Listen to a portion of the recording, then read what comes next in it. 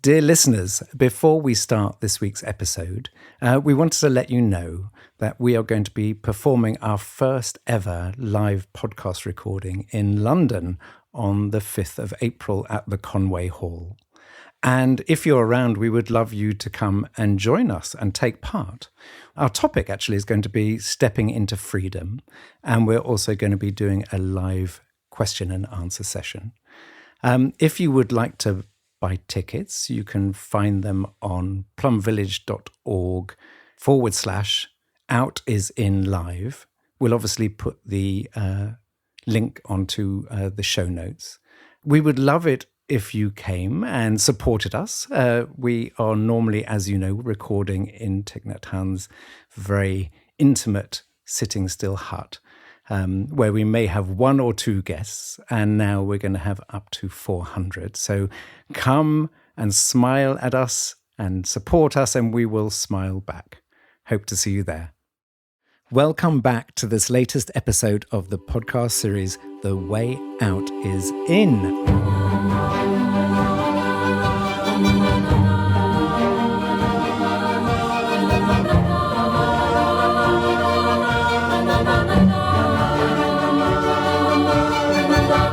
I am Jo Confino, working at the intersection of personal transformation and systems evolution. And I'm Brother Phap Huu, a Zen Buddhist monk, student of Zen Master Thich Nhat Hanh in the Plum Village community. And we have a special guest. Sister, who are you?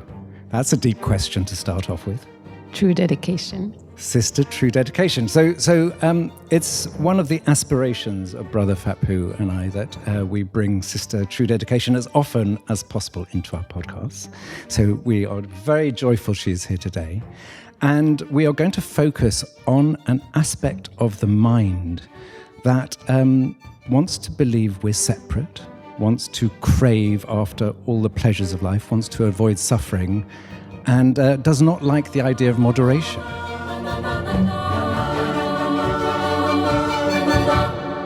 The way out is in.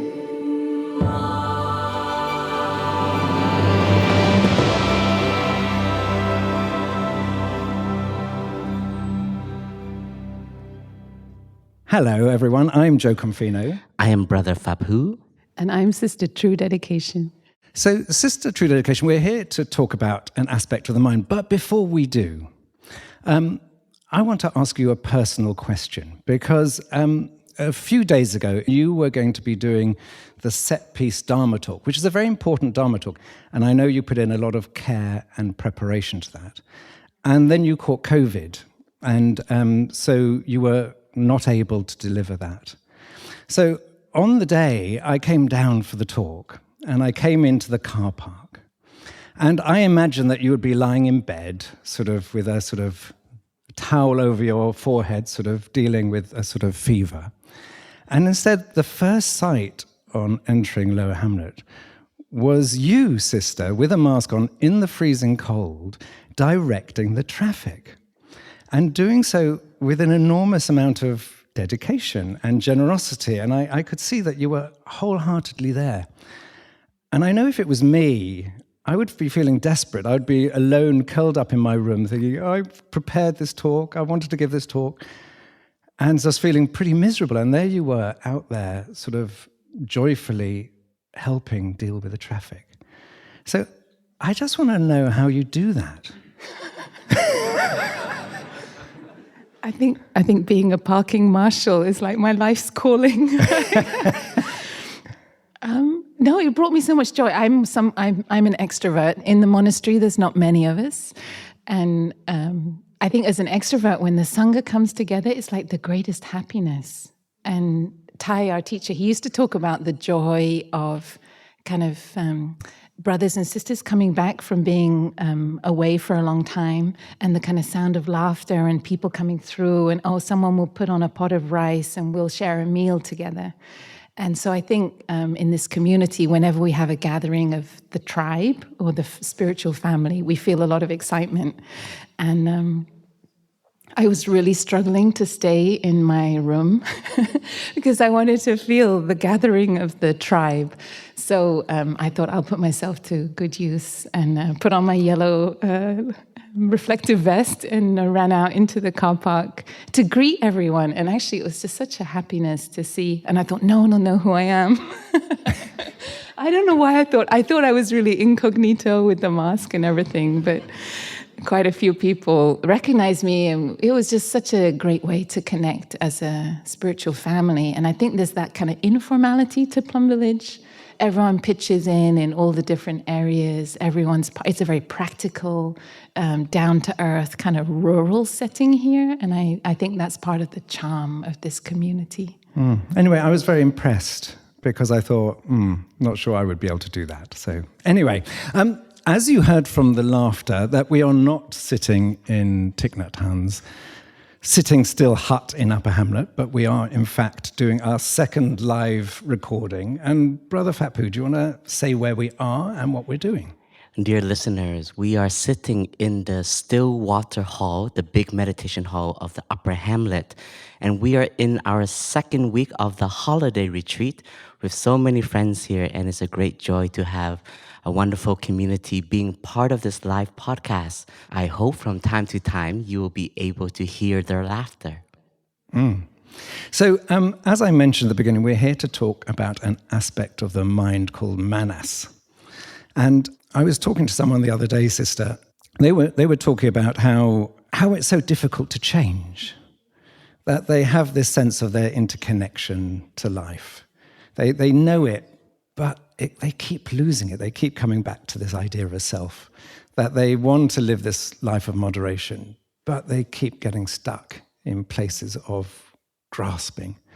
And that when they lose their sense of moderation, it's like a second arrow. They beat themselves up because they feel, oh my God, I'm failing. And I think what would be really helpful in this podcast is a lot of people, I think, feel that. They feel that they try so hard to transform, but sometimes they get dragged back. And I think this episode is a chance to understand how the mind works and why this happens. So maybe we could start off by just, if you just want to introduce this idea. What is manas? Why are we talking about it? What is the context of it? Thank you, Jo. I guess in this tradition, when we practice with the mind, when we engage in transforming ourselves, transforming our habits, we're doing so with actually quite a deep understanding of the framework of the mind, the architecture of the mind, the kind of mechanisms and tendencies of the mind. And as a Buddhist tradition with a long-standing heritage of wisdom over many, many generations, it's not just that we're practicing with a vague sense of the mind and psychology. We actually belong to a very particular school in Buddhism called the Yogacara school, the manifestation-only school. So within the Mahayana tradition, there was a particular lineage that emerged in, say, about 400 CE. So in the first millennia of Buddhism in India. And it was a school that said, if we're going to train our mind, if we're going to engage in meditation, we need to understand what is the mind? What is cognition? How do we perceive the world? What is it that drives our craving? What is it that drives our greed? What are the obstacles to personal transformation? What are the obstacles to liberation? And I find the history of Buddhism really fascinating. And there was a huge amount of kind of intellectual and rigorous engagement in studying in very precise detail the mechanisms and operations of the mind from the place of direct experience. So, of course, this is before microscopes and modern science. And in this very kind of illustrious tradition of studying and understanding the mind, called this Yogacara school, they developed a sense that there are sort of 7 aspects of our consciousness. And so today, when we're practicing mindfulness, and our teacher was a kind of master of this approach to the mind, we're understanding our practice in the light of this very sophisticated understanding of cognition, and you could even call it kind of therapeutic, kind of Buddhist psychology. So this is where the teachings come from. And of these 7 consciousnesses, and perhaps Brother Phap Huu can elaborate them, manas is a very, very important one to understand. And so when we say 7 consciousnesses, it's also a little disclaimer. We're not trying to describe reality. Very important. We're not trying to describe, we're offering a model of the function and the tendencies of our mind that can help us practice so that we can transform. So it's an allegory, you could say. It's an image. It's just it's just a representation. And this school is very sophisticated in this understanding of how to sort of describe the world in a helpful way so that we can transform. So there are 7 consciousnesses, and manas is... Sorry, there are 8 consciousnesses, and manas is the 7th. Great. So, Brother Phap Huu, you had an introduction from Sister TD, which is that to understand one, we need to understand them all.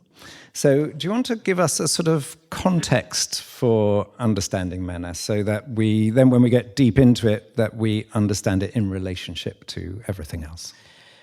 So disclaimer, I didn't do my homework like Sister True Dedication.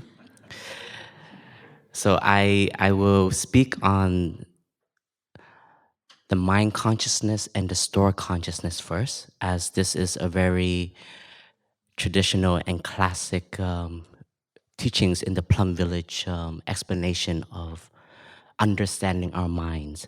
And also for those who are more interested to go deeper into mind consciousness and store consciousness, Sister Hien Nghiem, Sister Hero, also did an episode on the podcast on episode 28 called Understanding How Our Mind Works.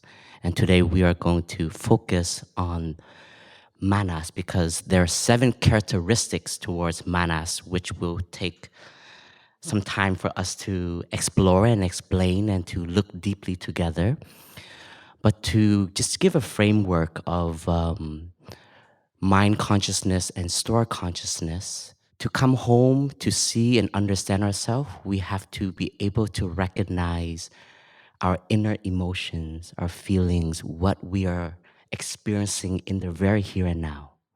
And mindfulness is always to be mindful of something. The energy of mindfulness is like a light that we are able to generate, and we can shine that light towards ourselves. First, we look within ourselves. And it takes the energy of attention.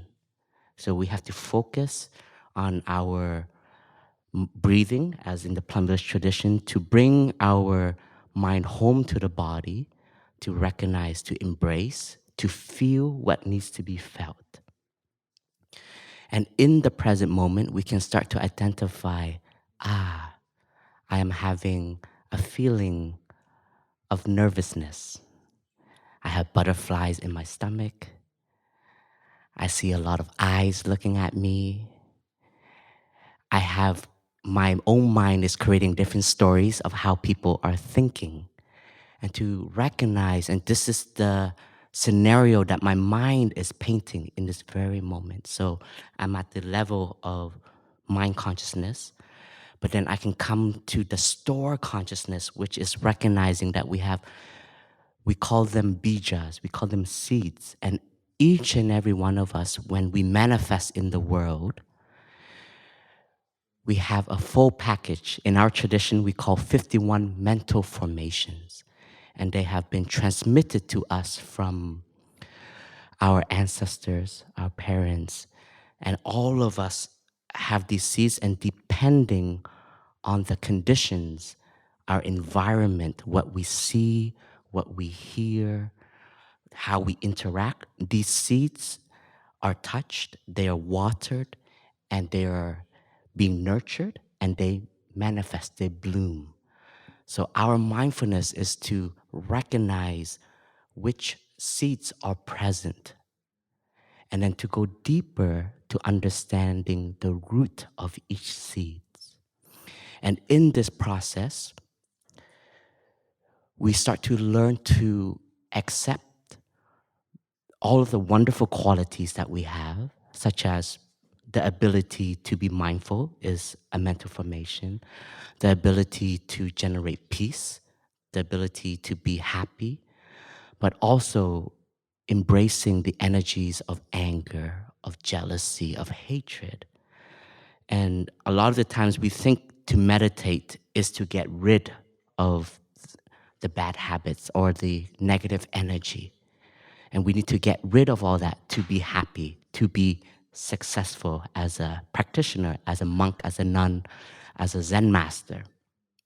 But what we learn here is to care for all of these seeds. So we are taking care of our mind consciousness and our store consciousness on a daily basis. This belongs to one of the 8 Noble Paths, and this is right diligence, to understand the seeds that are being cultivated each day and to be diligent in watering the appropriate seeds in us in order to cultivate our way of being. And so our teacher used to explain it, mind consciousness is like the living room. Store consciousness is our basement. And when we have a wonderful friend that comes along in our home, hangs out with us, we want to keep that friend as long as possible. And so we want to take care of our living room in a way that we feel pleasant, we feel at ease, we know how to take care of ourselves in that way.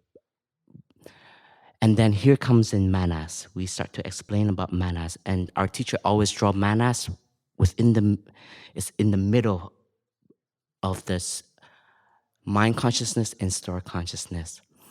And yesterday, as I was contemplating the living room, the basement, and I recognized what manas can be in a household.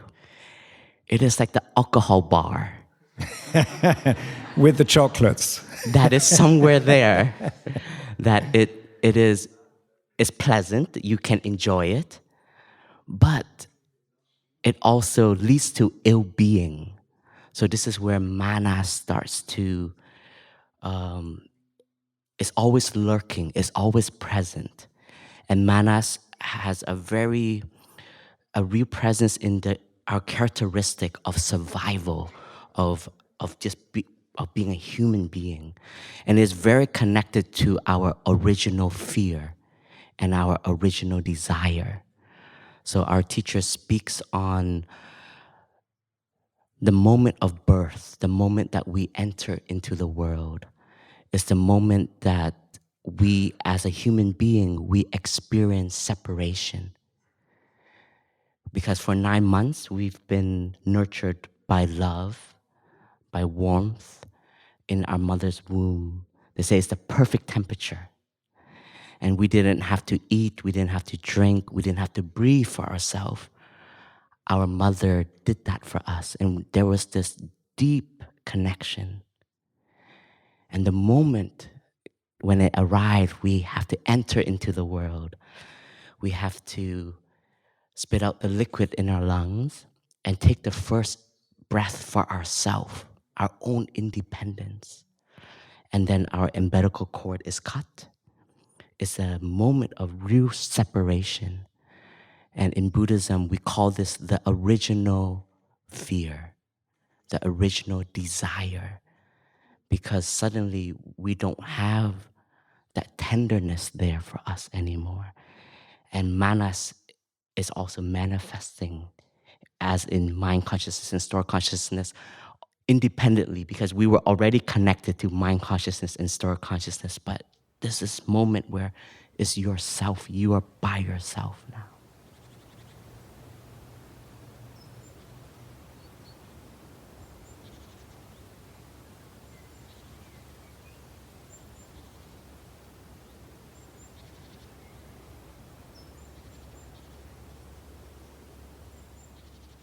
Great, brother, thank you. So, sister, let's head over to the alcohol cabinet. and open it up. So what's in the alcohol cabinet? What's your sense of manas, and in the historical context of Buddhist understanding, how is it separate from our daily actions and also our sort of more unconscious mind? So TWOII would always describe manas as that tendency, just like Brother Phap Huu said, is so deeply connected to our survival instinct and to our vitality. And as we talk about manas, part of the challenge is to talk about manas with equanimity, and like Brother Phap Huu was saying, to not think that we need to somehow get rid of it or it's the bad part of us. So TWOII would say that wherever life is, if we're alive as a human being, then this tendency of manas will also be there. It has its wholesome aspects, its healthy aspects, to have a sense of self, to protect ourselves, to set our boundaries. But at the same time, in its more extreme form, manas is the one that says, I am me, I am this body, I am these feelings. I've got to look out for me because no one else will. So manas is, there's this really very strong sense of self-preservation and also self-identification.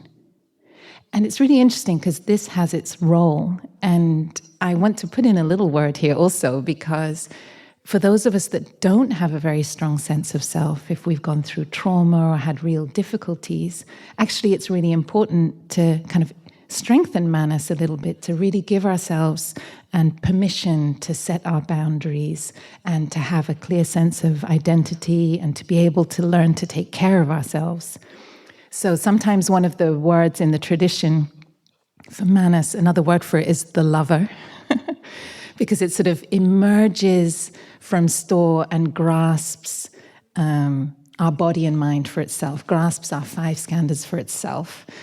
And so there's that sense, so if we want to know, how do I recognize when my manas is operating? You know, it's the grasp of the lover that doesn't want to let go, that is afraid of when the hug will end.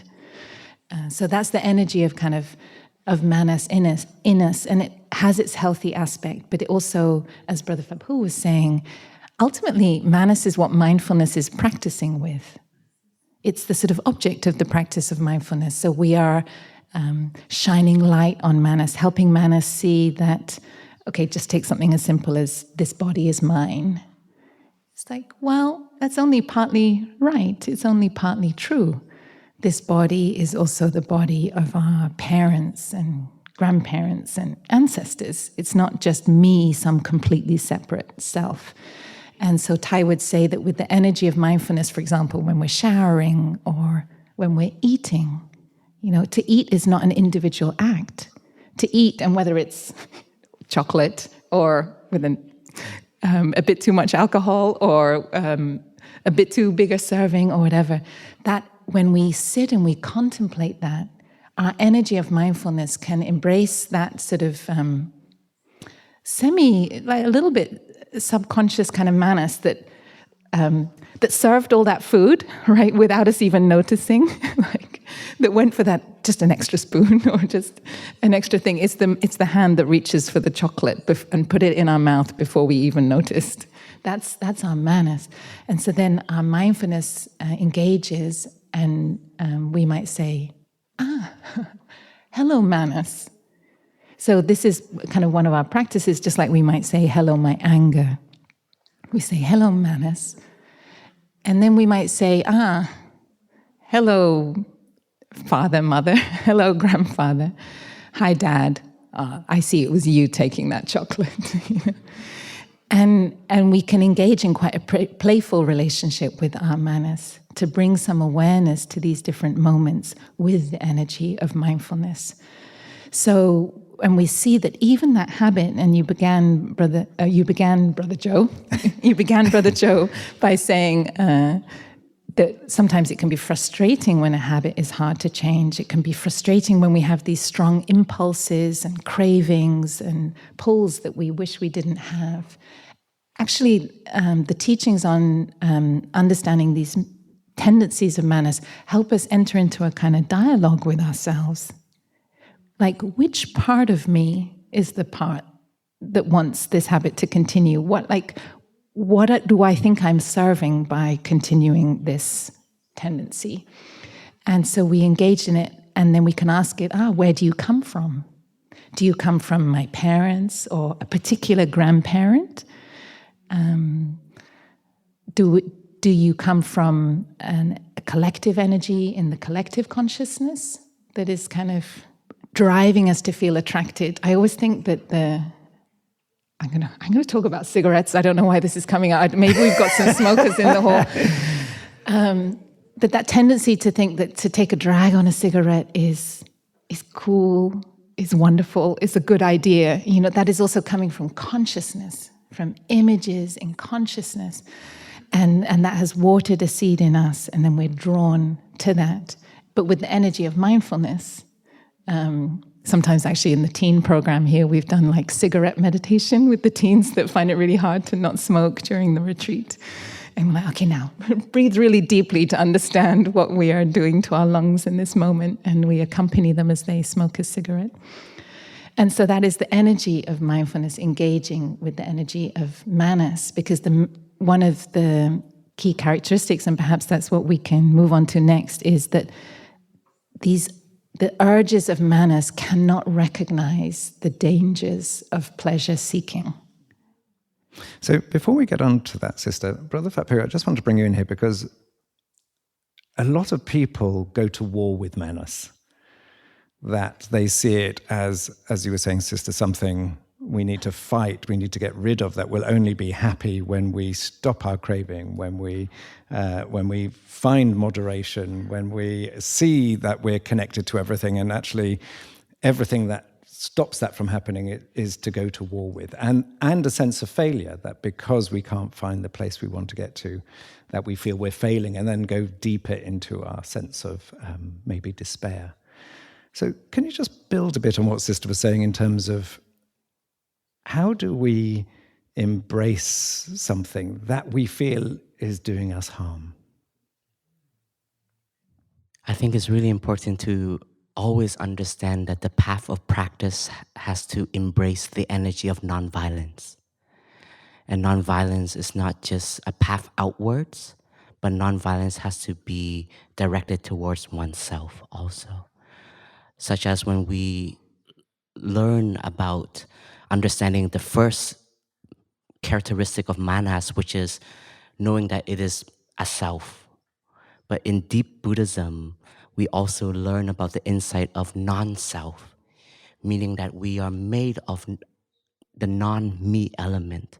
If we remove our parents, if we remove our ancestors, if we remove education, society, we don't exist. So to see that even the negative impacts has a role. And that's also one of the characteristics of manas, is manas likes to ignore the goodness of suffering. But here, as a practitioner, we understand that suffering can become very good nutriments for our growth of happiness or growth of well-being. And we can learn so much from suffering. So when we are practitioners and we start to allow silence to be present in our daily life, we start to slow down, we start to recognize our mind much more, and we start to see of all of the image that pops out without our wish. I think I've shared this on the podcast already, but I was introduced to porn at a very early age, and all of my cousins and uncles were like, let's pollute this young boy, and I was like, and I was bathed in all these images. And becoming a monastic is the totally opposite direction. We live a celibate life, and we are learning to take care of ourselves. And as a human being, we have sexual energy. And I I really struggled with that at the beginning. Like every time this energy comes up, I always saw myself as not pure, not a pure monk, or I'm not taking care of myself properly. And I got very allergic to the word purity because I don't think there is full purity anywhere. And even in the Heart Sutra, it says, neither defile nor make no purity. And I was like, oh, thank God. Like, the Heart Sutra, it says that, you know. And it was just a moment of just like embracing and recognizing that as human beings, we're made of so many conditions. And each and every one of it, if we can embrace and accept it, we can help transform and move on. And I had a very special moment with TWOII. I was an aspirant when I was 13 years old, and I became a monk when I was 14, so teenagers. And one day, TWOII called me into his hut. And during our times when TWOII was very healthy, if you get called in by the Zen master, either you've done something wrong and he's gonna, give you a Dharma lesson, a Dharma stick, or Dharma sword, or maybe. a Dharma sword, or some sweetness. TWOII's a very skillful teacher, or he has projects for us. But I was like, I'm just 14 years old. I don't know what TWOII's gonna say, and it was so sweet. He said, "Phap Huu, you're a teenager. You're going to be experiencing changes in your body, in your feelings, in your energies. If you have any questions towards sexual energy, or you're uncertain of what is happening with your body, please come to TWOII. You can ask me." And this is like a Zen master that is giving talks to the world. And in my mind, I was like, wow. What a beautiful teacher, to be so attentive to not just like having a mission of bringing peace to the world, but helping a student acknowledge and be ready to accept the changes in the body, the emotions, the feelings that will manifest as I am growing as a teenager. And so we have to understand that part of our practice is embracing, understanding the mind, understanding all of these emotions. And as Sister True Dedication shared, as we look deeply at feelings and emotion and habits, which our manas pushes us in particular actions, instead of thinking of it as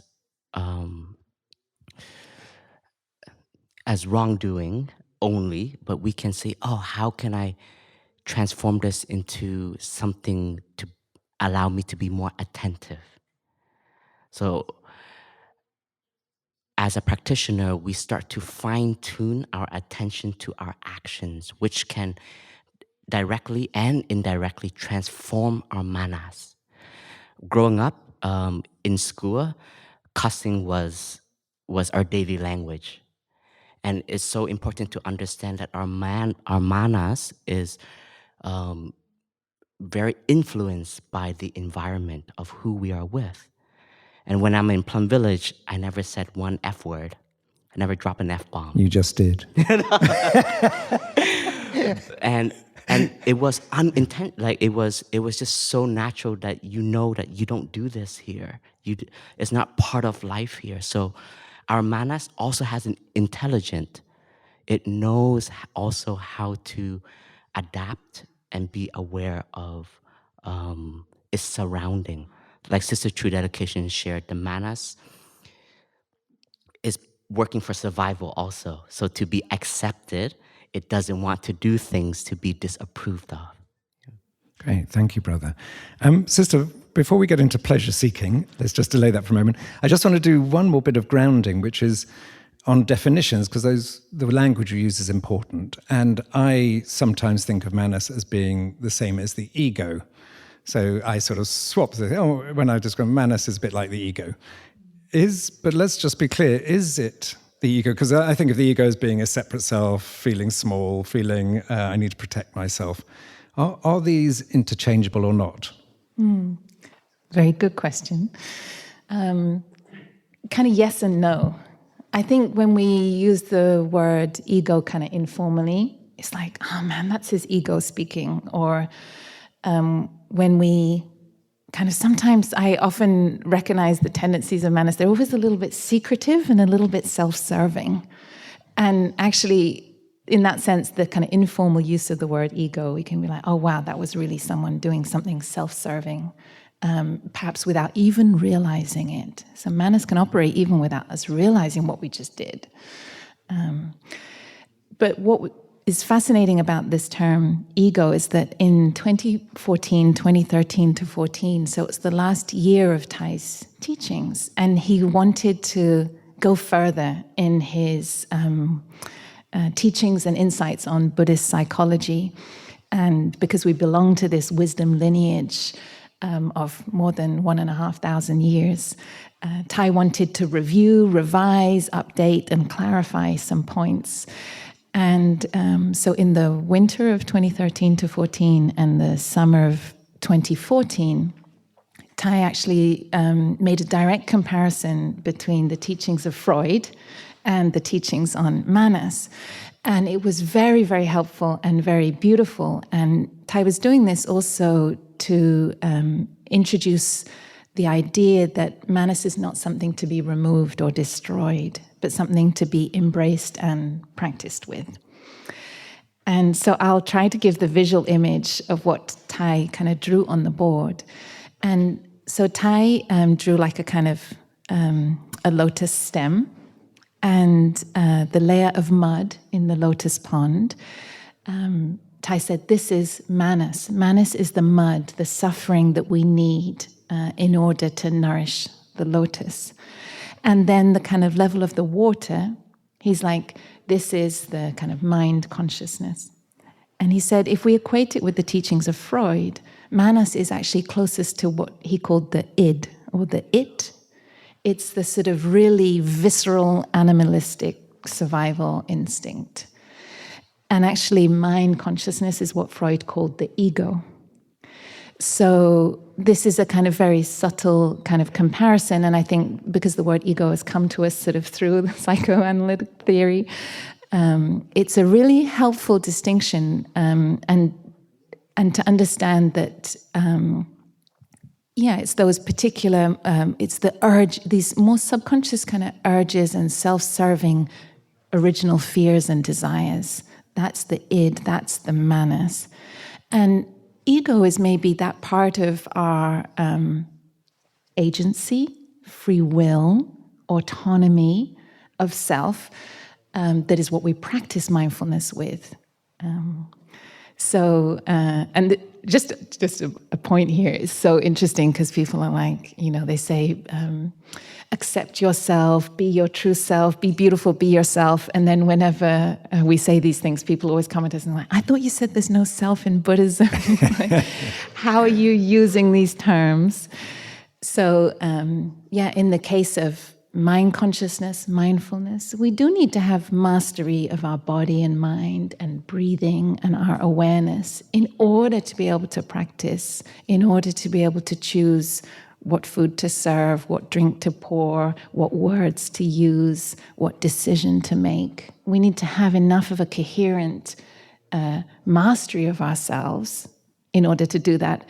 And we want to go towards this sort of deeper, wider insight of interbeing and no self. So both can be true at the same time. And to continue on kind of the Freud analogy, so you have the id, which is the mud, you have the nourishing the lotus, you have the ego, which can be the kind of the water. And then in the schema of Freud, we want to be able to transform, where he used the word sublimate the ego to be the kind of super ego or the over ego, right? And Thai said it's quite similar in our Buddhist practice of mastery of our mind. Actually, the ultimate intention or aspiration is to take these forces of vitality, of strength, of kind of life force, you could say, that Manas carries. That is the mud that nourishes the lotus and gives rise to the kind of lotus bud and flower of the kind of superego, the sort of transformed self, which redirects these energies into what the energy of bodhicitta, the energy of service, of engagement, of social action, of music, art, literature, creativity. Those of us who've engaged in these things, like, we kind of know it takes a huge amount of energy from us to do that. And that's when we are accessing the energy, the life force of Manas, and redirecting it to be of service and of good to the world. So we have the id, the ego, and then the superego.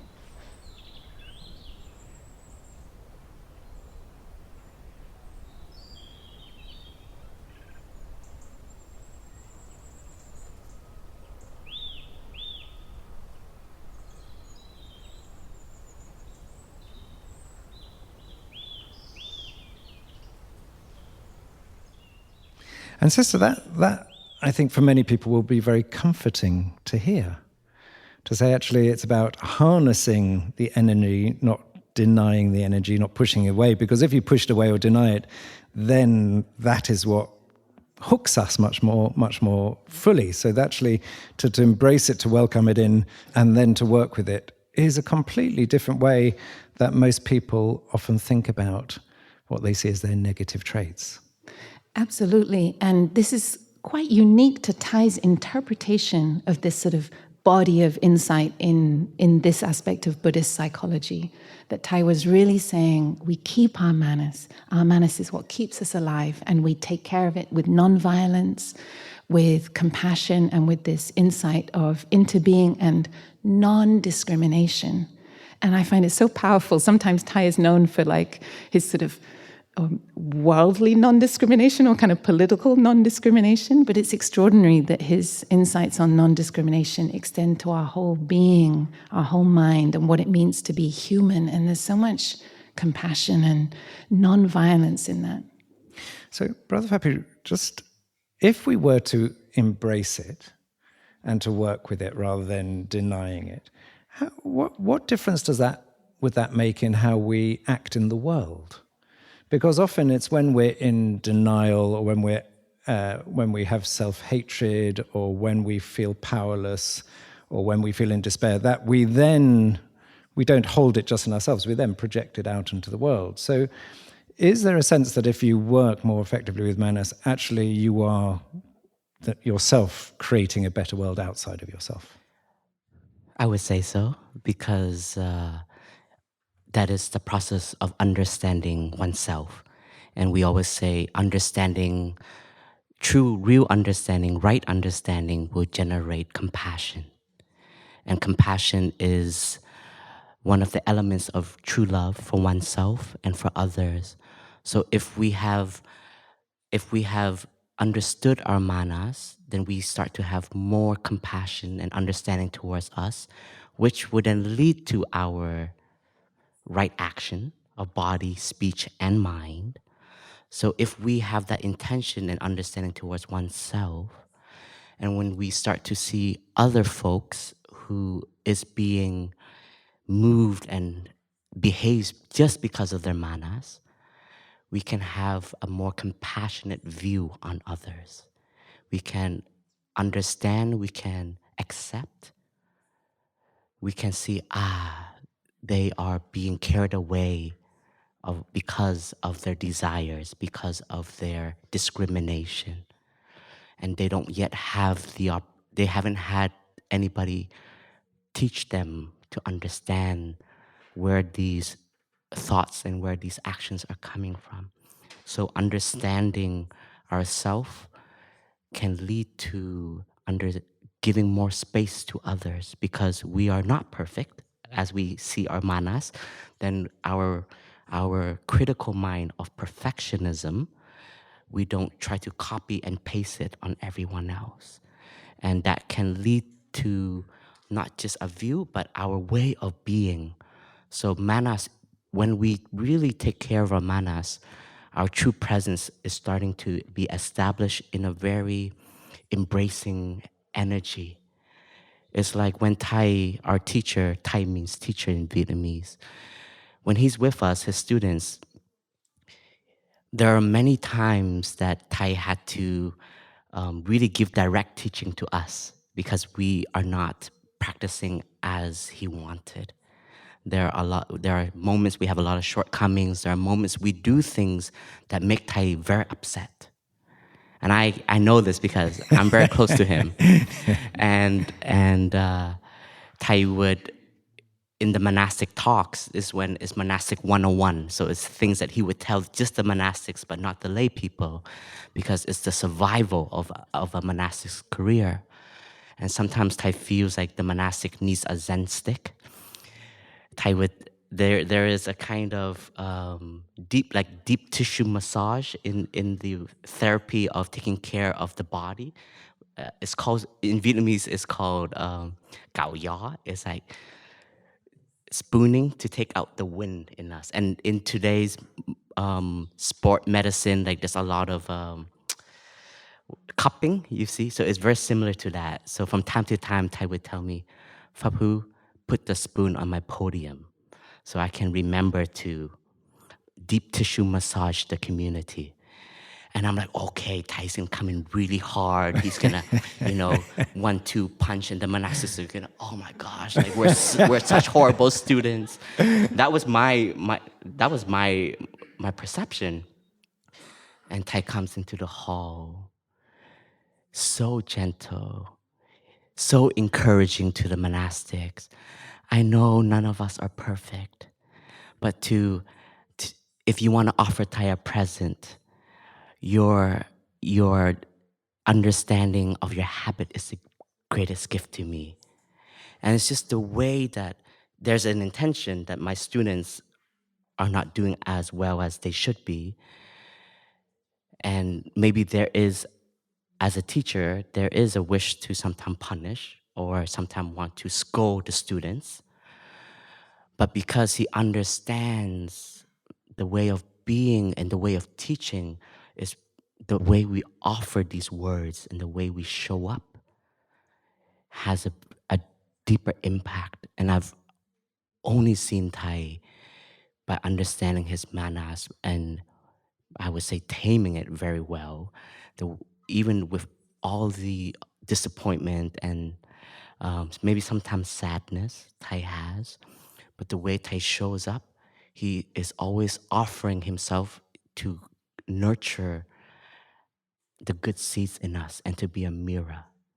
And there are moments when, students would leave the monastic path, and we have had hundreds of students leave. And it's, as a brother, I'm very sad. But as a teacher, it must be very painful to see your own students have to leave the community. And in these moments when I get to be with Thai, I always see Thai always water the good seeds in them. Even sometimes Thai would thank them for being in the community for so long and wishing them a wonderful journey outside. And even saying, when you're lost, you know where your spiritual family is. So by really understanding our emotions, our feelings, that is our responsibility to take care of it. The sadness, maybe the disappointment. And sometimes, even myself, I feel like we failed as a Sangha. Why are all these monastics leaving? But we have to understand that everybody's manas has a journey, and maybe they meet their limit there.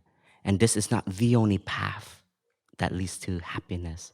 Monastic life is not the only way.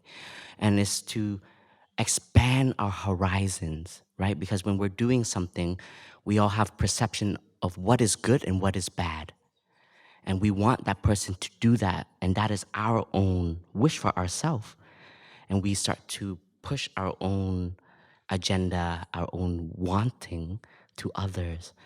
But in my learning, in living in this community, is the landscape of our mind is much wider.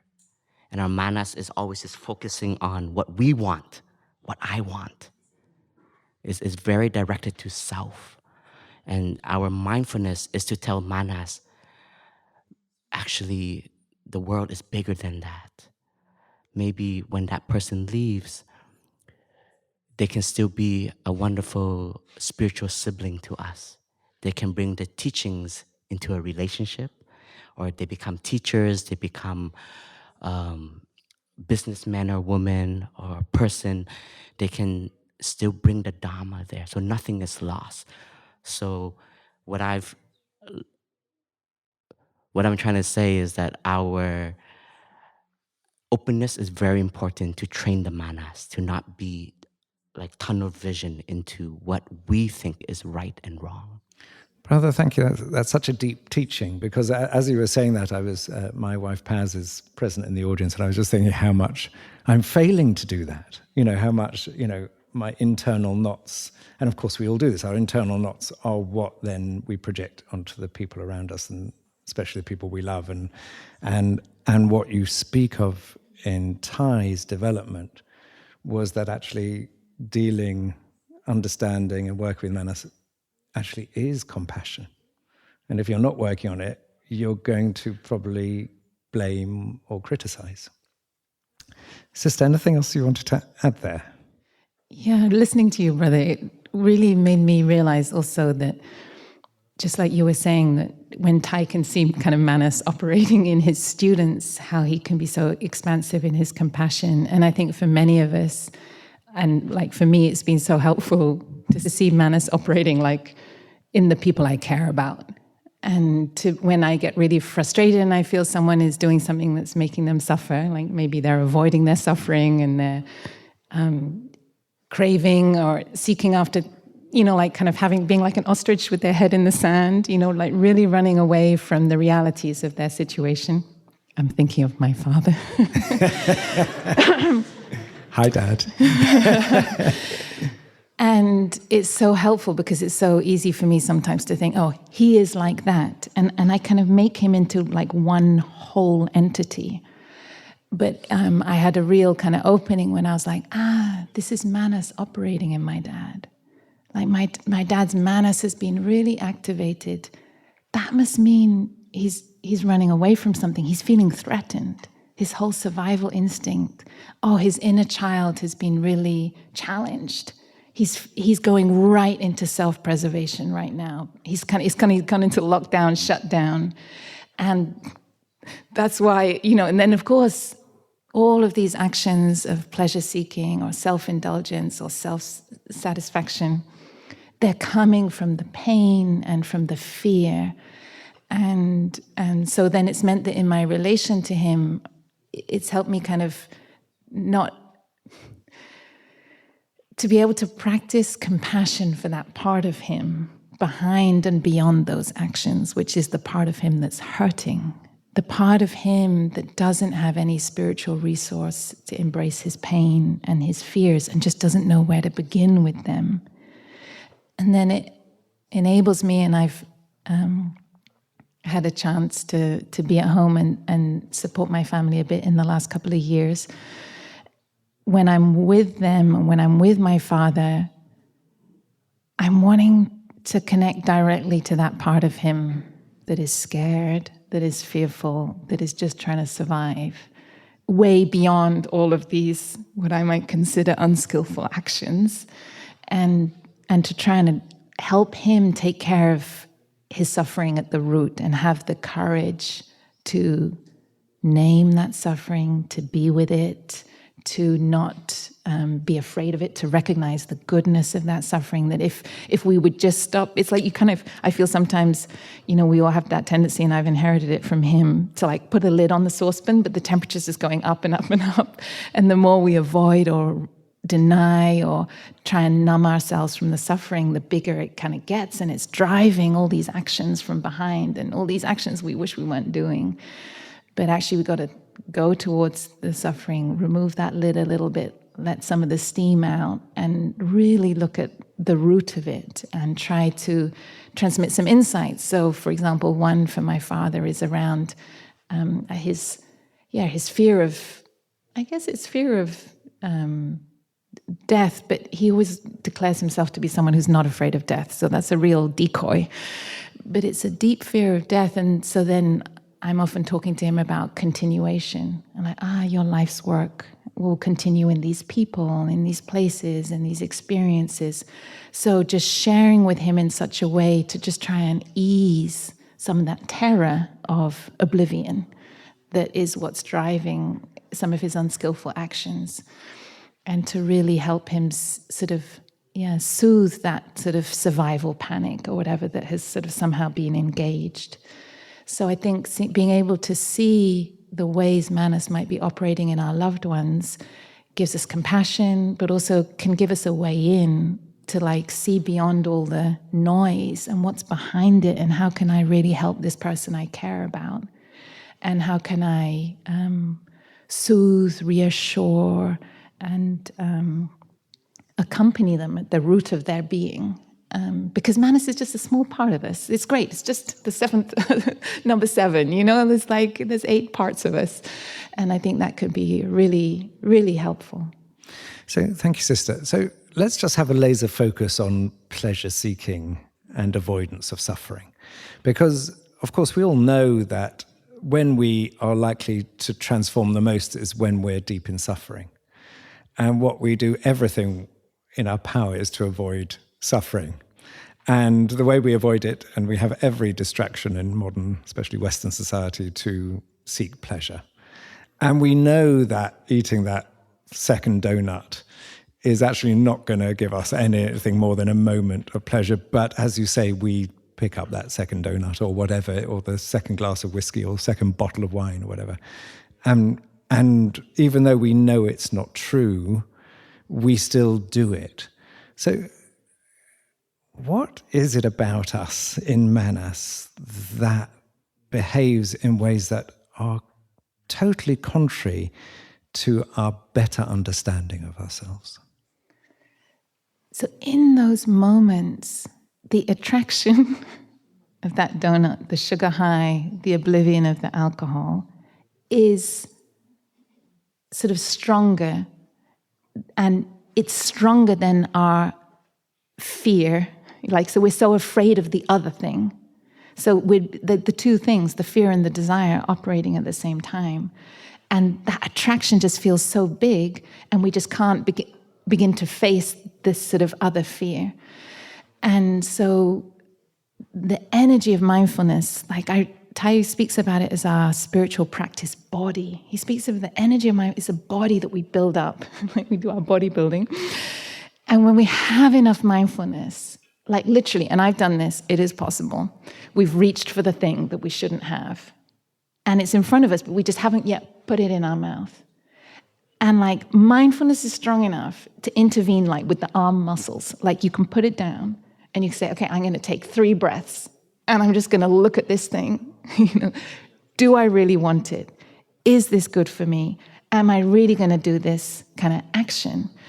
And there's a great story from Blue Cliff Monastery where one of the retreatants came to the kitchen and asked this young sister, can I have an apple, please? And the sister put down the spoon, stirring the pot, and turned to this retreatant at the door of the kitchen and was like, are you hungry for the apple or are you hungry for love? And the retreatant just starts crying. And so then she puts down her spoon, leaves it to the rest of her team, and then she takes this lay friend for a walk. And I think it's sometimes a good spiritual friend is we've reached, there's been an impulse. There is an impulse to avoid suffering and crave something we want. It's brought us to that donut on the plate, that chocolate, that glass of alcohol, that opening up the screen to be able to press play on something. Mindfulness intervenes. We have the courage to stop, and that is the absolute courage of heroes. The force it takes us to stop that action midway is a gigantic force. You might, I think I'd been practicing for months in the monastery when I was able to do this for the first time. It takes a lot of strength. That act of determined stopping. And we just ask ourselves, what am I reaching for? And what am I running away from? What am I craving? What am I not listening to inside? What am I thirsty for? Is it love? Is it understanding? And that is always, first of all, love and understanding for myself, for my suffering. So we're kind of practicing with manas is like kind of doing kind of jujitsu with like these really deep forces in us, the forces of fear and desire. And when we can stop, follow our breathing, relax the body, like put our hands on our lap, and just ask ourselves some real questions. What is driving me in this moment? What is this impulse? And then that's the intervention of freedom, of real free will. And then we get to choose. And we actually get to do something about the root of the problem, to realize how we can really kind of take care of ourselves in that moment. And then what gives us the courage to face our fear, our pain? It's like literally simply our breathing. And that's not to be trite about it. It's like, if I breathe, I know I'm not going to die. If I can follow this breath, no matter how painful this feeling is, I'm still breathing with it and through it, and that breath is our anchor. And we don't need to do anything about the feeling. We don't need to fix it. We don't need to change it. We just accompany it. And then right away, there's a kind of sense of relief. It's like, I'm so glad I don't have that film in my mind, that donut in my tummy, that glass of alcohol in me. I'm actually just here to be with this feeling. And it's a bit like a kind of immediately taming of the tiger. Suddenly it becomes, like a beautiful pussycat or whatever. It's sort of, suddenly it's manageable, it's there with us, and we can breathe with it and get familiar, like really familiarize ourselves with our suffering, our craving, and our fear. And brother, in terms of self-compassion, because Sister talks about, intervening if you're going for that second donut and you're aware and you stop yourself and the power of that. But let's say you are aware of it and you still eat the donut. Allowed. So that is still a change. So because in my mind, as you're talking, Sister, so much, again, whether it's a Western mind or part of the mind that wants to solve something, wants to clear it out forever. We want to say, I want to deal with that. In other words, it's not about loving our wounds and fissures in our mind, but it's saying, I just want to get rid of them. I just want to be at peace. That peace is to get rid of them. So you reach for the second donut, and you bite into it, and you eat it, knowing that it's not right for you. Is that making things worse, or is that actually a movement in the right direction? Depends on how you look at it. Depends how quickly you eat it, maybe. Have you connected it to the rest of the cosmos? There was recently a very wonderful post on Thai's Instagram. And it says, of course, all of us have made mistakes. Of course, all of us have shortcomings. Of course, we've done things that have hurt others. But that doesn't stop us from transforming in the here and now. And we have the right to begin anew in the very here and now. And the donut is just an example, but I know that in my path of practice, I've done things that have made me regress in the practice. And there are moments of feeling shame. So shame is a mental formation that we all have. And there's a moment when we do something that we know is not appropriate for ourselves and appropriate for others. Shame will come up. And in this moment of right mindfulness, if we shine the light, and shame can be a support or shame can be prison. So when we do something wrong and we are mindful, we can recognize and accept that we did something wrong. Most people will say, oh, it's just one donut, doesn't matter. It's just one cup of wine, doesn't matter. But that action has impact that we don't see yet. And so if we are attentive and we recognize the shame that manifests, that shame can be a positive impact in that moment because we've done something that we shouldn't have. But shame is a double-edged knife. And sometimes we also allow the shame to drag us into a dark rabbit hole. And we beat ourselves up. And we feel, here again, we failed. We are not enough. We are nobody. We feel so little. And we allow all of the complexes to manifest. And there's a domino effect. Once the complexes arrives, we then avoid the pain. We may seek for another donut. Oh, I ate in one. Let's keep eating then. But the courage that Sister True Dedication speak about is one of the characteristics of right mindfulness, because insight and actions have to go together.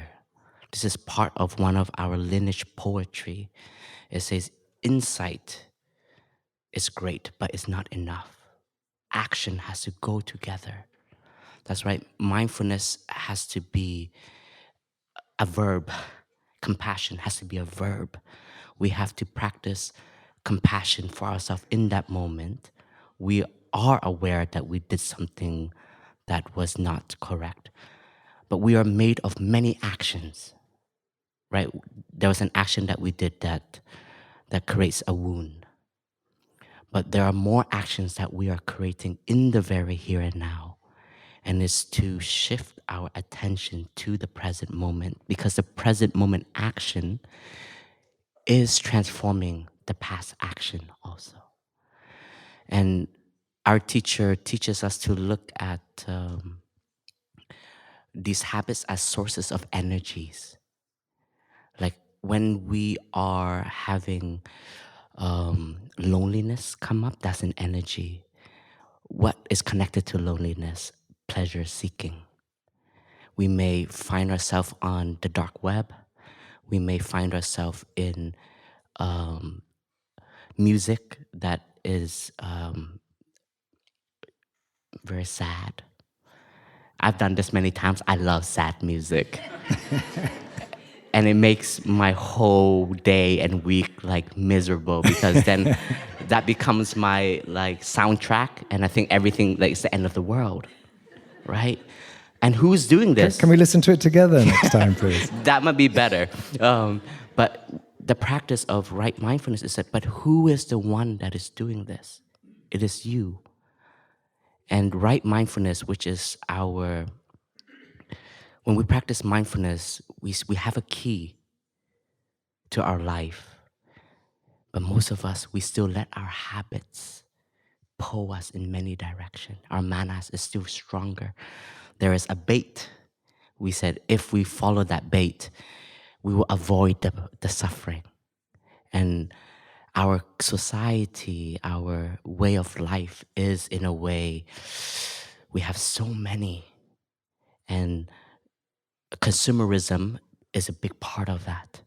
And we consume, we buy, we eat, we watch, we even we are consuming our loved ones because we don't know how to take care of ourselves. So this neediness comes out. And it is real compassion to oneself and compassion to others the moment you get to practice the first wing of meditation, which is stopping and saying, I know you are there, my manas. I see you. I am here for you. I know you suffer. Therefore, we practice. And that moment of recognition is insight. Then with the insight, we have to find ways in our daily life to direct our energies. Like our teacher for us monastics, and I think this can be helpful for everyone, he always says when sexual energies is very present in us, don't just lay in bed. Get up, get out. Move your body, exercise, or find spiritual friends to direct your energy, or else you will allow the manas to do things such as pleasure seeking. And it's one of the monastics precepts. If we masturbate, we have to begin anew, we have to confess. Because there's a feeling of pleasure, but inside of us, we knew we just watered sexual energy. And part of our practice is to acknowledge it. And we have mentors, or we have underground mentors. We have brothers and sisters who we can feel understood. So as we go and we confess, we said, dear brothers, I just need you to know and acknowledge one of my actions, and I feel really bad about it. And we have a very practical practice. It's called touching the earth. And so it's a very humbling act. So we would bow to the ground, our forehead touching the ground, our whole body, like in a child pose prostration. And then we open our palms. It's like we are surrendering and we are beginning anew. So that's part of the monastic training. So every time we bite that donut, it's not the end of the world. We know that in this moment, I allowed my manas to win. But because I am alive, everything is possible. Because I'm a practitioner, I can generate stronger the energy of mindfulness. And you start to learn your habits. Understanding manas is learning your habits. So our way of conducting ourselves in the day, our scheduling, is our teacher. One of my eldest brother, when I asked him, how can I be a good Sangha member? And he said, if you can follow the schedule, you are a wonderful Sangha member, because the schedule becomes the teacher. It guides you through the day, and it doesn't allow you to let laziness take over or your own habits and desire take over. The schedule can help tame and build the right muscles in you.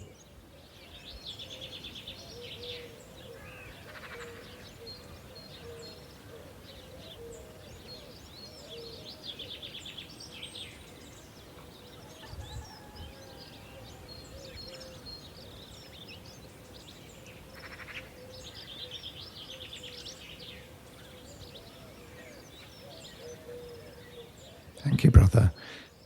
Sister, I just want to deepen this part of the conversation because Brother Phap Huu talked about spiritual friends, community, friends, people who can support us on the path, because trying to change or transform manas on our own is very difficult. And as you said, sometimes we're not even aware of it. We have our blind spots.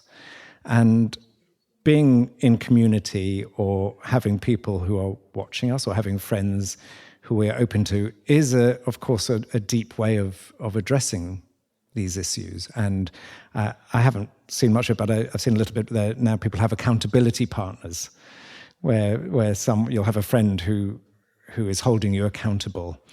And we have 12-step programs with people going and helping move beyond addictions in community.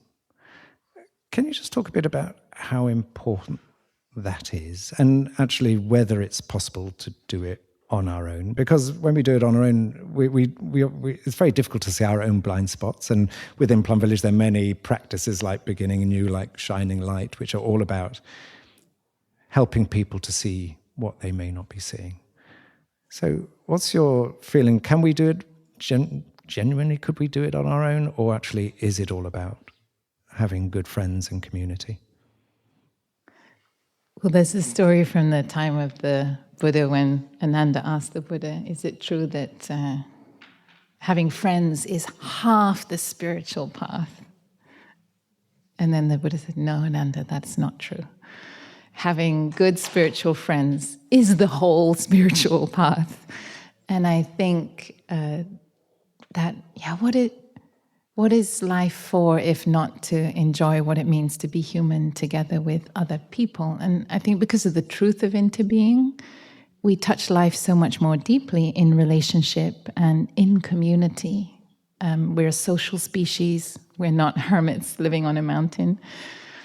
And I think that to practice with others is a great gift because also, I mean, my experience has been actually people are so much more forgiving of ourselves than we ever are of us, right? So somehow it's easy, maybe it's because of this function, it's easier to be compassionate for other people than it is for us. So living in community, you benefit from other people's compassion and also from other people's gentle help. And I think that, it's amazing. So for example, I'm someone who's quite tough on myself, right? But coming into the monastery, we have this training, there's these things we have to do, we have to transform all these habits. So I'm going 110% into this. But then all my sisters tell me the whole time is, dear sister, please be more kind to yourself. All you tell me the whole time, Jo, is, dear sister, please be more gentle with yourself. So I live in an environment where I've kind of outsourced a lot of my compassion to the people around me, and then that really helps me. And then that sort of self, like the habit change this year in my Shining Light, I did get one person. So the Shining Light is we all sit together, the whole residential community, so it could be 30 or 40 people, and everyone has a chance to appreciate some qualities and give you some encouragement. So I had one encouragement, which is, dear sister, maybe you might consider only having one pot of coffee a day. Maybe. And I was kind of like, I'll think about it. But it was like it came with a lot of love and a lot of care. And now in this conversation, I was thinking about this because I was like, what's my donut? And I was thinking, I think my donut is the pots of coffee. Little pots, I mean the small ones. And it's like, oh, could I intervene and maybe... Just have one large pot. Well, have one less. I was going to say, maybe it's not that I have only one, but I just have one less. But it's but the gentleness with which it comes, you see? So maybe I could never generate that kind of gentleness towards my coffee drinking myself. Like, it would have to be so fierce a determination. So I think by being with others, we learn a completely different way of being with our weaknesses. And whether that's someone we live with who sees us kind of every day, or a friend in like a local Sangha group, or like just a really good friend who we can meet up with and have really deep conversations with. And I think it's so important, like there's this beautiful kind of question we're sort of asking in the Shining Light practice, which is, what would you wish for me? Like, what would you wish for me? What do you think would be most important for me in the year to come? And actually, if each one of us, do we have a friend that we could ask that of? Is there someone we could go for a walk with, or sit and meet up with, go for a meal with, and just ask them, how do you think I should grow? What do you think I would be most helpful to transform?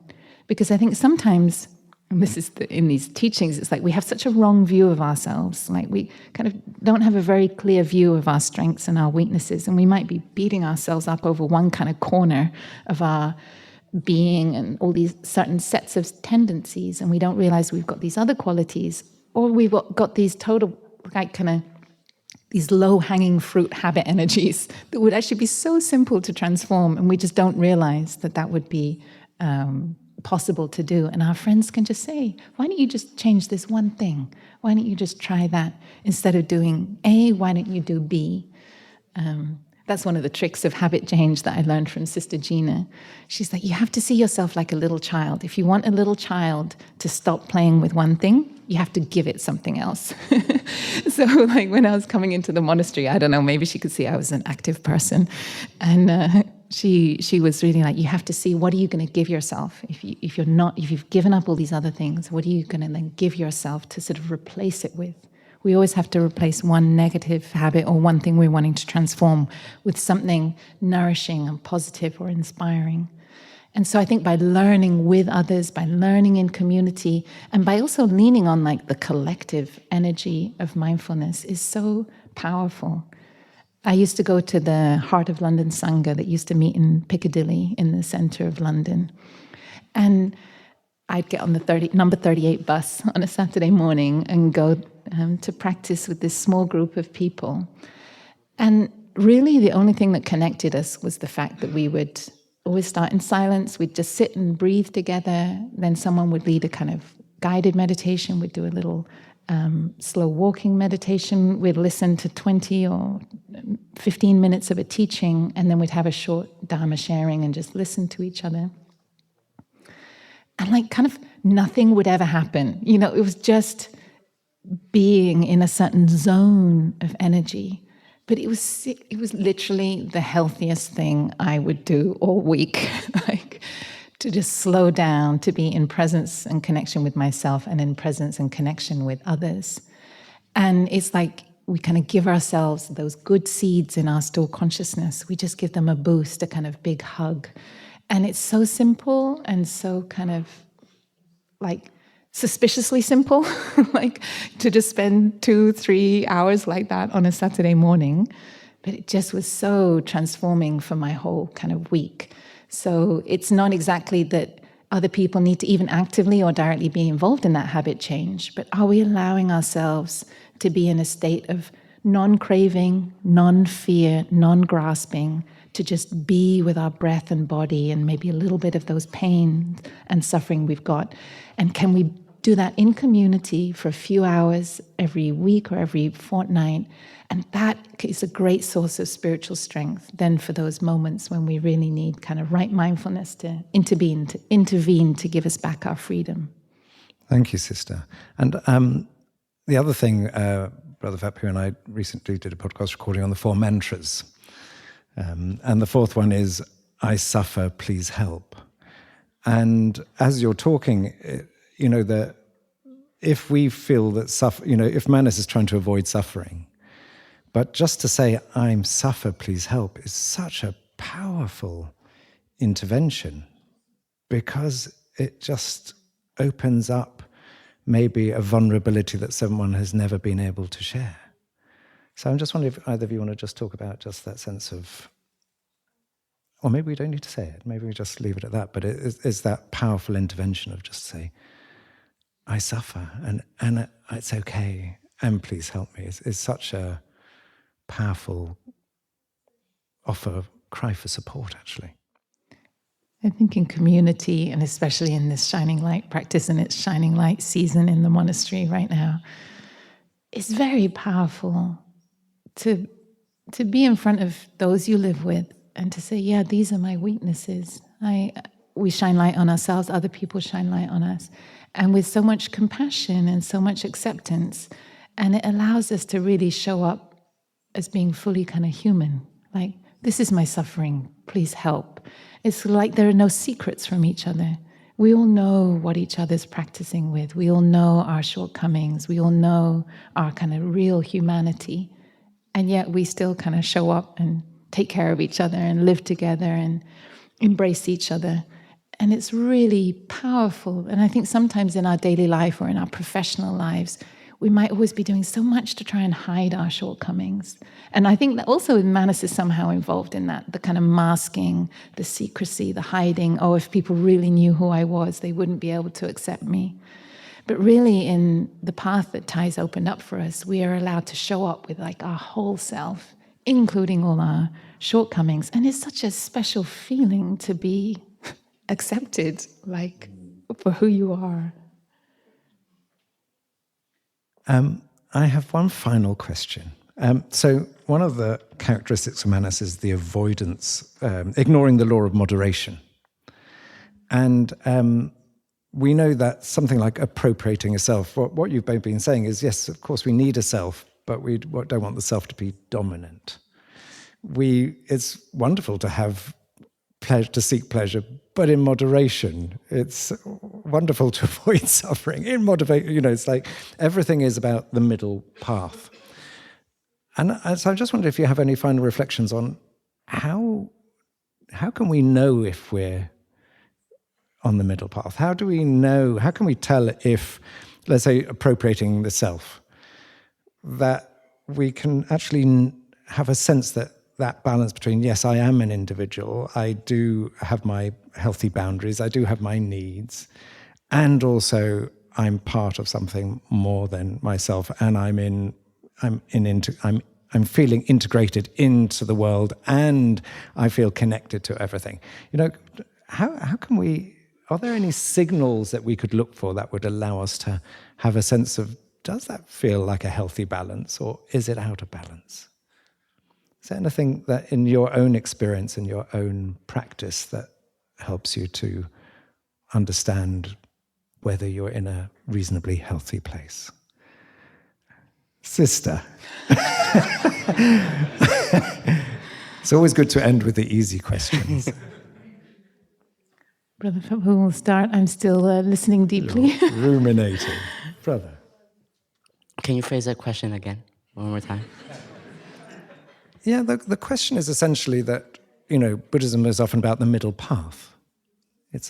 And when it comes to, let's say, appropriating a self, this idea, yes, we are separate, we are individuals, we do need healthy boundaries, we do need to look after ourselves, we do need our passport, we do need to make sure that we are in touch with who we are, and that we recognize that. And also, we want to be part of the world. We want to feel part of life and to feel that deep into being. It's okay to seek a bit of pleasure, but we don't want to be hooked by pleasure. So I'm just wondering, are there any signals that we can look out for that would help us to know that we are in reasonable balance, as opposed to on one side or the other, where we're actually either trying to, in spiritual bypassing, or actually just caught up in our cravings? I don't know if that makes it easier to answer. For myself, I always check in if I have a smile or not, and if my smile is authentic or if it's fake. And nobody knows that except me. And I know when my authentic smile is on my lips, if it comes from real inner freedom, I still have a lot of space inside of me. The self is still open. And the four qualities that is in a classic Plum Village song, breathing in, breathing out, fresh as a flower, I am solid as a mountain, I am water reflecting, and I am space. These four elements have been my foundation of how I show up, and kind of like I always have a pulse to see what is lacking inside of me. And as we practice, we know that yes, we have a self, we have to take care in order to offer. But we can also become mechanic even in our practice, even in our service, even in our offering. And even when the good actions become a habit, that also becomes a way of seeking good pleasures or seeking like validation. So for myself, I always check in of my way of offering. Is it coming from the heart of service, or is it very mechanic? And I'm very good at that now. I've been here for 22 years. I know how to offer an orientation. I have a list, and I can come in and just go A, B, C, D, E, F, G. But one of my underground mentors, he always shared, when you come into a room, you always want to look at the community and you want to connect to them and you want to see that they are here because they want to bring in the practice into their life. And maybe some of them, we can recognize their suffering. And that becomes a new energy to even refresh oneself and to bring back even balance. So there are moments I feel very dry. I feel, oh God, I'm the only Dharma teacher that is not sick. Here I am. and I can come in with that energy, or I can come in with, I'm here for the Sangha. There's wonderful human beings that have chosen to be here. I connect to them. I want to offer. So it's checking in with the self, the 4 elements: stability, freshness, space, as well as stillness. But sometimes it can also be by being in a situation that it mirrors back that I need to bring that in. And our teacher always used the word generating. We have the capacity to generate all of this. And so we can tell our manas, it's like, no. I am not going to just think about myself right now. I'm going to generate interbeing. I'm going to generate my connection to the people in front of me. And so therefore, the Dhamma, the practice, this is where it becomes, you don't only wait until you're good to offer, but you can use the suffering, or you can use any moment to generate the right energy to bring back to yourself, to give yourself that. And so moderation is, in terms of the manas, it talks, when it says ignoring the law of moderation, it speaks on consuming more, and in our habits of running away from suffering. Therefore, we consume so much. But in terms of the middle path, my language is, do I have a pulse on myself? That's when I want to check my middle path.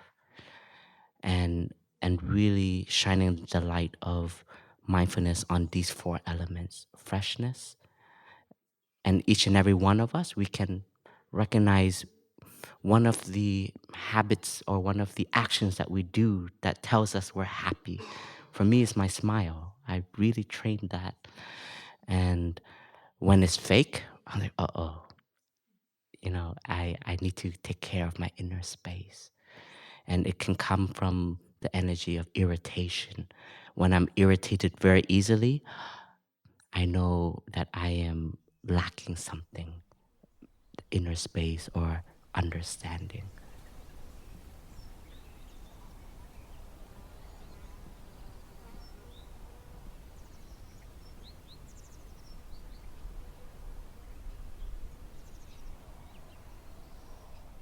That's a really, really helpful answer, I think, for everybody, brother. So thank you for that deep sharing. Beautiful, thank you. Sister, top that. This is not a competition, dear manas. Actually, I was just sitting here and I was thinking, Jo is basically asking me to speak about how I stick to the law of moderation. and I think that's kind of not really part of my personality.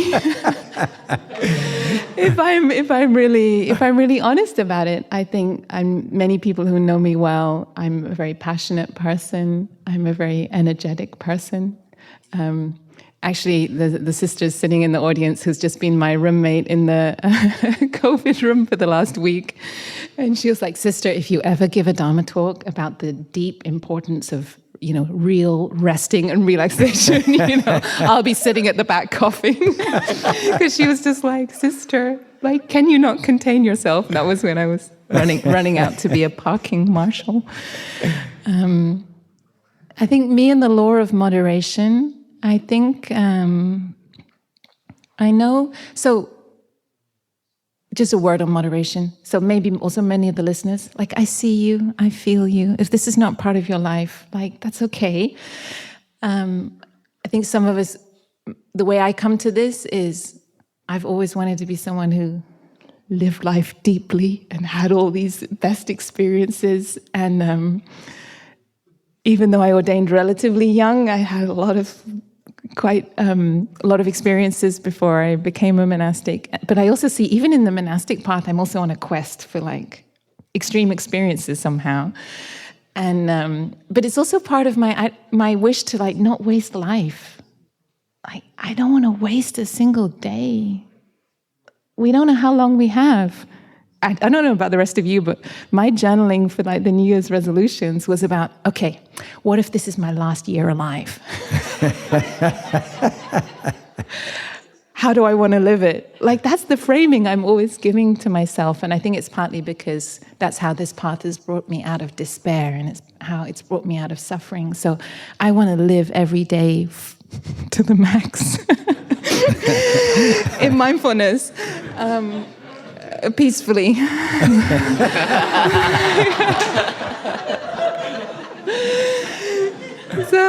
So that's what's going on for me. I'll withdraw the question.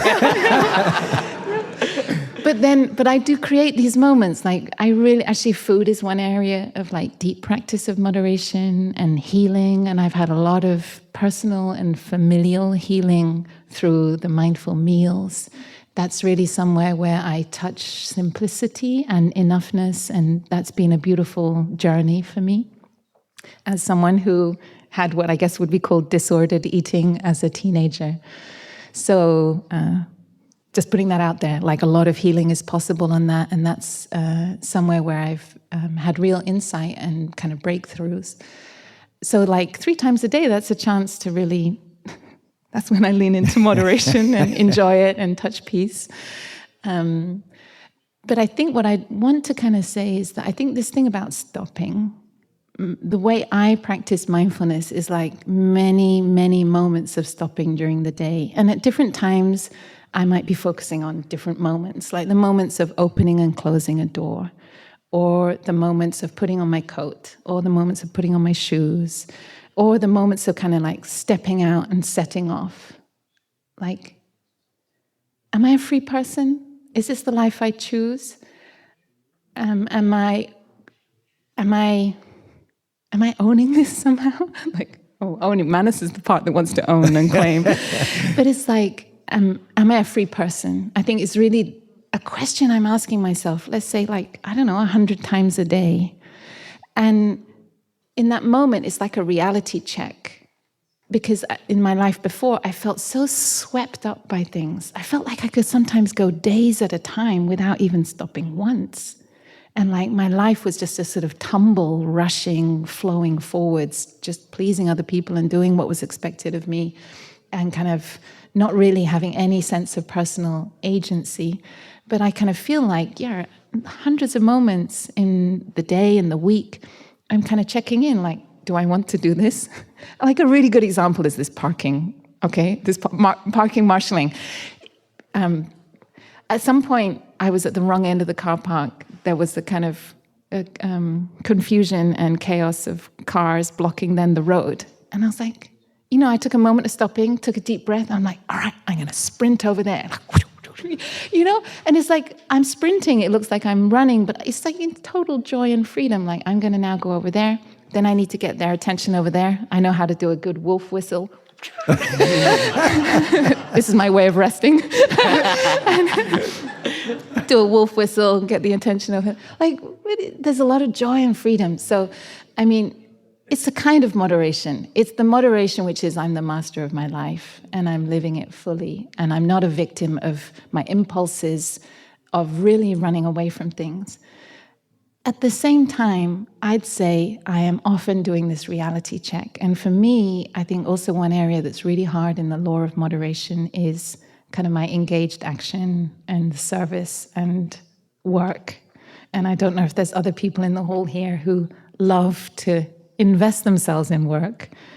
And we have a word in our precepts, which is to not lose ourselves in our work. And that's really a point of practice for me, which is whenever I get deeply invested in a particular creative project or an engaged project, it's really, am I losing myself in this? Am I still free? So it's this kind of pulling myself up short, stopping, checking in. Am I really still a free person? Can I walk away from this? Am I ready to let it go? Am I ready to practice non-attachment, non-self, and so on? And also, the other question that comes up for me in the work and the service is, when are the moments when I kind of like, okay, I'm gonna, plow into this thing and work hard and deep for a few hours. Sometimes I catch myself and I'm like, am I avoiding something? Is there something coming up? Is there a pain coming up? And some of my best redirects are when, instead of then like opening the laptop, I sit down at my low desk and sit cross-legged and journal and really do some deep inner kind of reflection and actually take care of the pain that I was actually running away from, which I thought was great bodhicitta motivation for the work, but I was actually running away from something. So it's a kind of continual checking in, but I think it's this loads of moments of stopping during the day and really asking ourselves, is this the life I want to live? Am I a free spirit? Am I a free agent in this moment? Thank you, sister. My only disappointment was I thought you were going to park my car for me. I was going to give you the keys and say, can you... this is a good place to stop. Sister True Dedication, thank you so much for joining us. Part of the team. Brother, do we have time to have a short meditation? Just we've heard a lot, and just to settle ourselves, hear one sound of the bell in the hall, and then do a short meditation. Yes, and before we do that, maybe I just want to word it clearly, the 7 characteristics of manas, because I felt we thread all of them within our discussion, but just to give it a nice frame. Beautiful. Thank you, dear friends, for listening on this episode on manas. And I would like to just share the 7 characteristics of manas. Number 1, it is appropriating a self. This is me. This is mine. Number 2, our survival instinct to protect what has been appropriated. Number 3, manas likes to avoid pains. Avoiding pain. Number 4, manas likes to seek for pleasure, seeking pleasure. Number 5, but manas also likes to ignore the danger of pleasure seeking. Ignoring danger of pleasure seeking. And number 6, manas likes to ignore the goodness of suffering. It doesn't want to learn from his suffering. Ignoring goodness of suffering. And the last one, number 7, manas likes to ignore the law of moderation. Thank you, dear friends. Dear listeners, whether you're on an airplane, on a train, sitting on your sofa, on a chair, on your cushion, or if you are going for a jog, a walk, or you're simply just cleaning your house, if you allow yourself to be still, you can find a seat, a bench, or you may even like to lay down. I invite you to connect to your breathing, inviting you to become aware of the weight of your body on the chair, on the ground, on your 2 feet, bringing attention to our body, relaxing our body. And as you breathe in, become aware this is my in-breath. As you breathe out, become aware this is my out-breath. This is in-breath. this is out breath.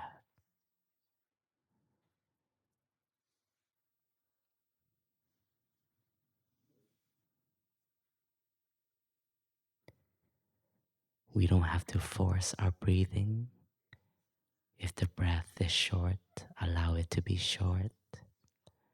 If the breath is long, allow it to be long.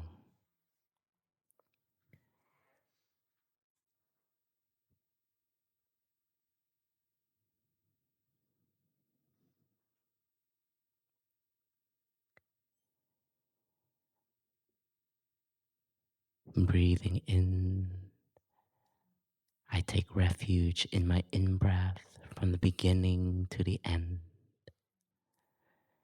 As I breathe out, I take refuge in my out-breath from the beginning to the end. One with in-breath, one with out-breath.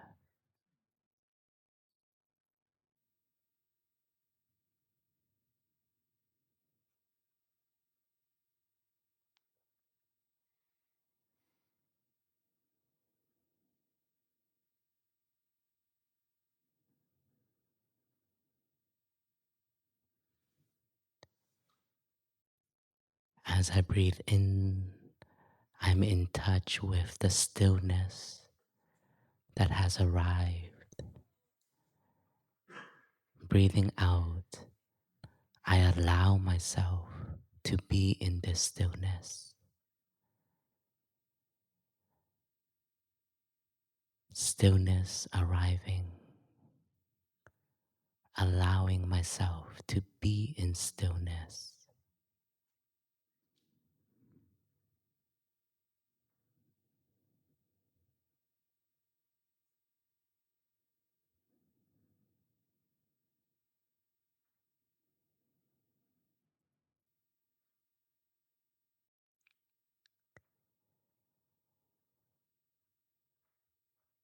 As I breathe in, connecting to my whole body in this stillness. As I breathe out, I relax my whole body, smiling to my body, aware of body, relaxing body.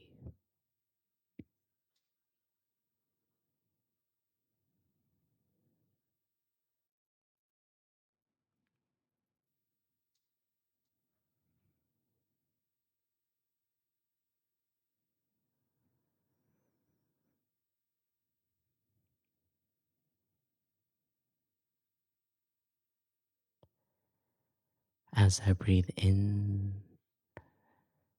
I smile to my manas. As I breathe out, I accept all the tendency that it has.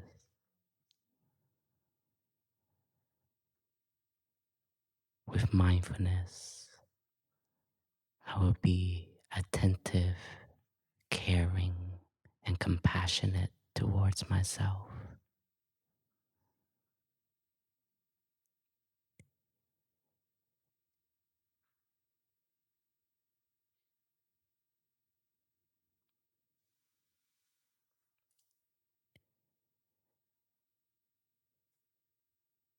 Breathing in, I offer myself loving kindness. Breathing out, I smile with acceptance to myself. Loving kindness, a smile of acceptance.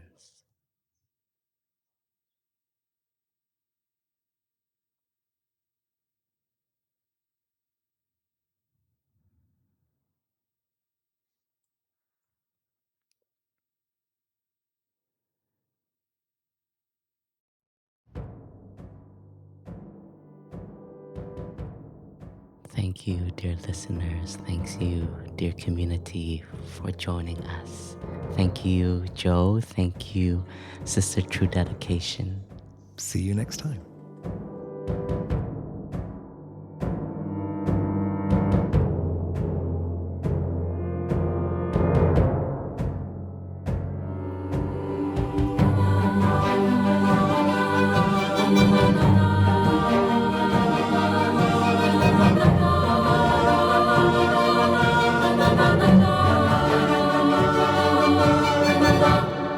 The way out is in.